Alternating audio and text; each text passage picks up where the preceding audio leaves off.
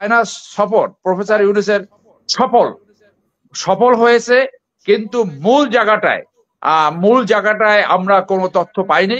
মূল জায়গাটা হচ্ছিল একটা কমিটমেন্ট আদায় করা, যাতে রোহিঙ্গা সমস্যার সমাধানে সিনসিয়ারলি চায়না এখানে ইন্টারভেন করবে।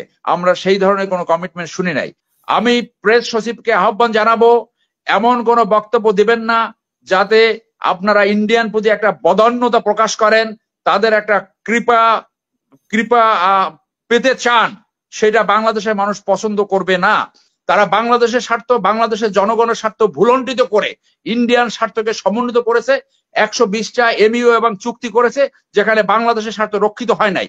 অতএব এই অন্তর্বর্তীকালীন সরকারের ফরেন পলিসি, মিস্টার তৌহিদ সাহেব অত্যন্ত নরম প্রকৃতির লোক, সে পতিত সরকারের বেনিফিশিয়ারি ছিল, তাকে সরিয়ে একজন একজন সাহসী এবং একজন ভালো মানের পররাষ্ট্র অ্যাডভাইজার এখানে নিয়োগ করা উচিত। দেখুন, আমি শুরুতেই চায়না সফর নিয়ে একটু বলছি যে আমিও মনে করি এটি একটি ঐতিহাসিক সফর, এই কারণে যে ট্র্যাডিশনালি যেটা অনেকে বলে থাকে যে বাংলাদেশের সরকার প্রধান প্রথম ভারতে যায় তাদের এক ধরনের বদান্যতা প্রকাশ করে আসে, এক ধরনের আনুগত্য প্রকাশ করে আসে, সেই ট্র্যাডিশন ভেঙে তিনি চায়না সফরে গিয়েছেন। সেই জন্য একটি ঐতিহাসিক সফর। এবং আমরা দেখতাম পতিত শেখ হাসিনা বাংলাদেশের একটা স্পেশাল ফ্লাইট নিয়ে সব জায়গায় যেত, যেখানে পিকনিক করতে যেত, হয়তো রাষ্ট্রীয় কাজে প্রয়োজন 50 জন নিয়ে যেত, 200-300 এরকম, এবং তারা পিকনিক করে আসতো। তিনি বাংলাদেশের ফ্লাইট নেননি, তাকে তার অনারে তার সম্মানে একটি স্পেশাল ফ্লাইট চায়না গভর্নমেন্ট পাঠিয়েছে। This is a special honour to a guest. So সেইটা করেছে। যেমনটি আপনার আগের আলোচনা আমি বলেছিলাম গত সপ্তাহখানে আগে, যে বাংলাদেশের মানুষ আশা করে যে এই সফরে রোহিঙ্গা সমস্যার ব্যাপারে একটা সাবস্ট্যান্টিভ প্রোগ্রেস হবে, কিন্তু আমরা সেটা দেখলাম না। যে চুক্তিটা হয়েছে সেটা একটা ইকোনমিক কোঅপারেশন এবং অন্যান্য যে এমইউ এবং কমিউনিকেশন হয়েছে সেগুলা ফাইন, কিন্তু একটা চমকের কথা বলা হয়েছিল, সেই চমকটা অর্জিত হয়েছে বলে আমি মনে করি না। যে চমকটা হতো যদি সত্যিকার অর্থে এই রোহিঙ্গা সমস্যা সমাধানে কোনো এসিউরেন্স চায়না থেকে পাওয়া যেত। আমরা জানি যে এই রোহিঙ্গা সমস্যা 3 ভাবে সমাধান হতে পারে।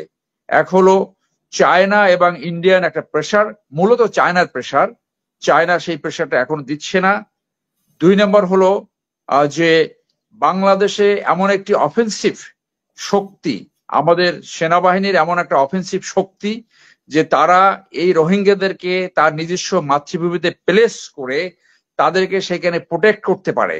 এখানে বলা প্রয়োজন যে প্রেসিডেন্ট জিয়ার সময় যখন এই রোহিঙ্গা সমস্যা উদ্ভূত হয়েছিল, ইভেন 90তে বেগম জিয়ার সময় যখন উদ্ভূত হয়েছিল, সেই সমস্যার সমাধান হয়েছিল।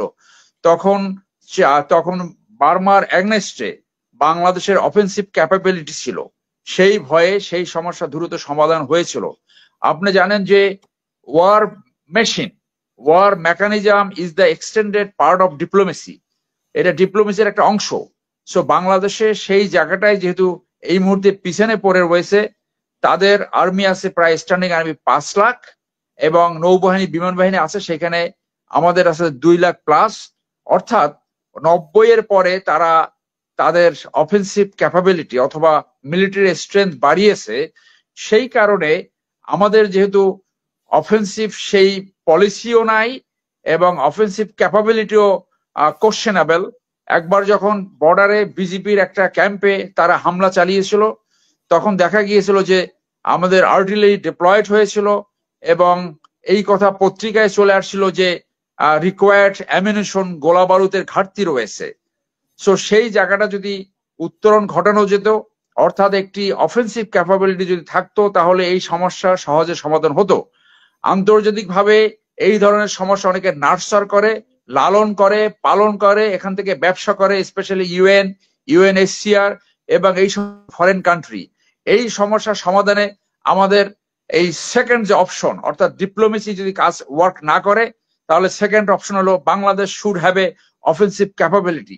থার্ড অপশন, যেটা একটা পত্রিকা আসছে যে রোহিঙ্গারা নিজেরা যুদ্ধের জন্য প্রস্তুত হচ্ছে, তাদের মাতৃভূমিতে তারা ঢুকে সেইখানে তারা বসবাস শুরু করবে। This is the third option, যেটা অনেক আলোচনা আসছে।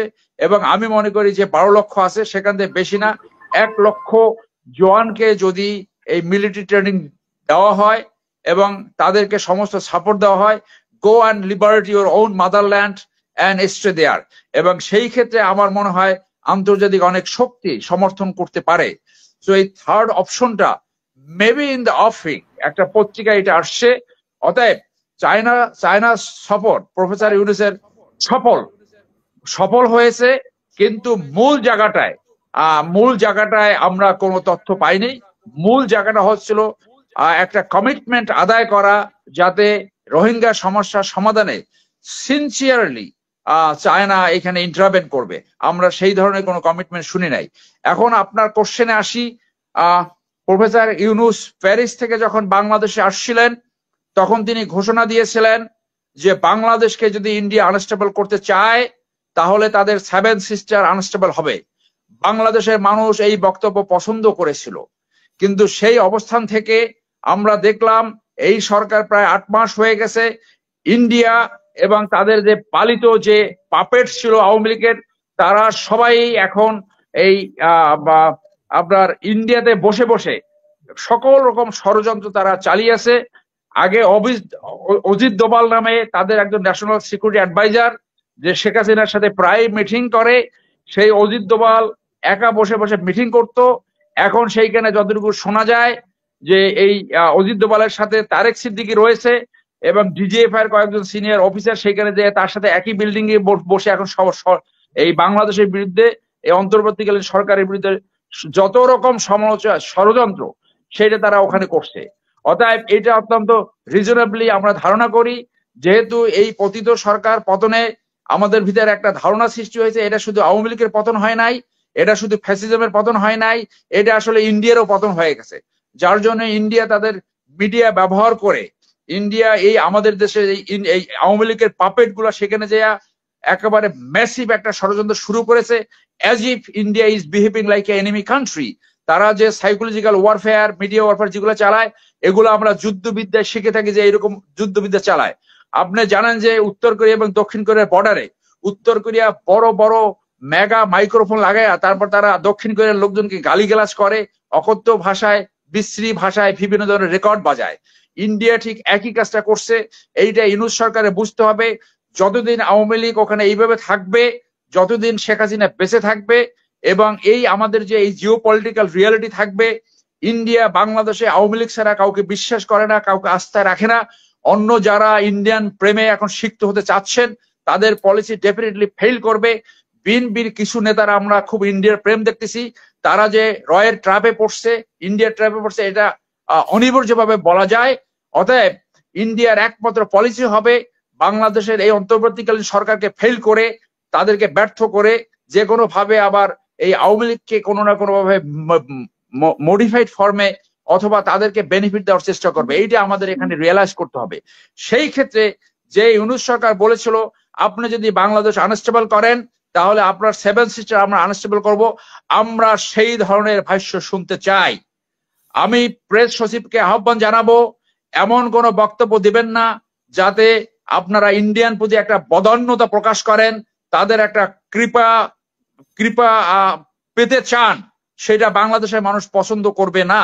আপনারা যদি এখানে হাই ডিপ্লোমেসি করে থাকেন, যে এটা দেখানো ইন্ডিয়ার সাথে আমরা একটা ভালো সম্পর্ক করতে চাই, ইন্ডিয়া বারবার ডিনাই করছে, সেইটা বাংলাদেশের মানুষ বুঝবে না। বাংলাদেশের মানুষ যেটা বুঝবে, যে আপনারা একটা কৃপা টাইপ একটা ফরেন পলিসি করতে চাচ্ছেন in regards to India, you must come out of this. শুধু এই যে বিমস্টেকে যে তাকে প্রত্যাহার করছে, তার সাক্ষাৎ ডিনাই করছে, this is not the first time.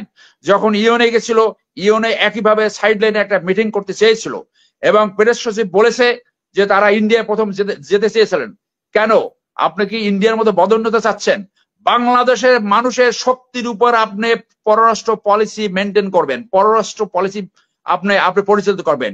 India এমন একটা দেশ যারা বাংলাদেশের মুসলমানদেরকে শাস্তি দিতে চায়, সেই বিজেপি সৃষ্টি থেকে অদ্যাবধি পর্যন্ত গত 15 বছরে তারা বাংলাদেশে গণতন্ত্র শেষ করেছে, প্রতিষ্ঠান শেষ করেছে, বাংলাদেশকে লুটপাট করেছে। 15 লক্ষ লোক কোনো কর্ম ওয়ার্ক পারমিট ছাড়া বাংলাদেশে সেইখানে কাজ করেছে। It was like just a province, এবং সেইখানে ইন্ডিয়া বাংলাদেশের চতুর্থ বৃহত্তম রেমিটেন্স আর্নার হিসেবে পরিণত হয়েছিল। বাংলাদেশের মানুষ দেখতে চায় আপনি সেই পলিসি রিভার্স করে দুইটি সার্বভৌম দেশের ভিতরে উইন উইন সিচুয়েশনে যে ফরেন পলিসি, সেই ফরেন পলিসি আপনার পরিচালনা করতে হবে। অতএব এই যে প্রেস সচিব যে বক্তব্য দিয়েছে, আমি ব্যক্তিগতভাবে তার এই ধরনের অ্যাপ্রোচকে সম্পূর্ণভাবে রিজেক্ট করি, এবং he should come out of this policy. ইন্ডিয়ার প্রতি কোন রকম বদান্যতা এবং বাংলাদেশে একটা সাবসার্বিয়ান ফরেন পলিসি এদেশের মানুষ দেখতে চায় না। বাংলাদেশের মানুষ দেখতে চায় যে পতিত সরকার পতন হয়েছে, এবং ইন্ডিয়ারও এক ধরনের পতন হয়েছে, কারণ এই আওয়ামী লীগ সরকার ছিল nothing but extended part of the BJP government. তারা বাংলাদেশের স্বার্থ, বাংলাদেশের জনগণের স্বার্থ ভুলণ্ঠিত করে ইন্ডিয়ান স্বার্থকে সমন্বিত করেছে। 120টা এমইউ এবং চুক্তি করেছে যেখানে বাংলাদেশের স্বার্থ রক্ষিত হয় নাই। অতএব এই অন্তর্বর্তীকালীন সরকারের ফরেন পলিসি, মিস্টার তৌহিদ সাহেব অত্যন্ত নরম প্রকৃতির লোক, সে পতিত সরকারের বেনিফিশিয়ারি ছিল, তাকে সরিয়ে একজন সাহসী এবং একজন ভালো মানের পররাষ্ট্র অ্যাডভাইজার এখানে নিয়োগ করা উচিত। এবং এই প্রেস সচিব এই ধরনের বক্তব্য বাংলাদেশের মানুষ গ্রহণ করবে না বলে আমি মনে করি। আপনাকে ধন্যবাদ।